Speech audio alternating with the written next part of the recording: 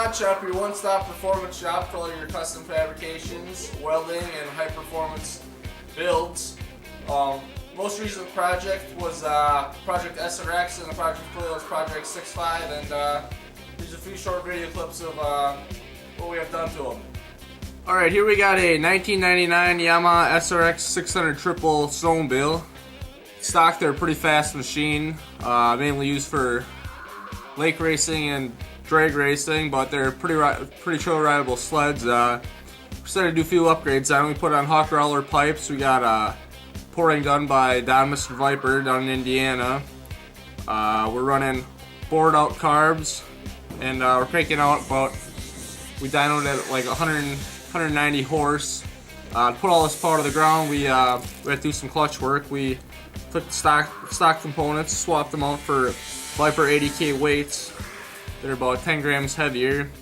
We got a Yamaha WWW spring, which is a little stiffer, shifts out faster. In the secondary, we're running a Hawk 51 43 degree helix, which is quite a bit more aggressive than stock. And put all this power actually transferred to the ground. We're running 196 Woody's Gold Digger picks. They're longer than recommended, but with all this extra horsepower, we needed some traction, so they put all the power to the ground, not just spin. And she rips. Here we have a stock 1995 Chevy K2500 HD Suburban. It has a 6.5 turbo diesel in it. We converted it. We put a number 9 PMD resistor in it. It's a pump-mounted driver.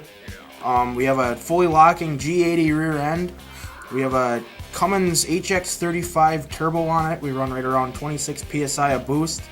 We have a 4-inch MBRP exhaust kit. We have a 2 3/4 inch crossover pipe, and we are running oversized and marine injectors in it.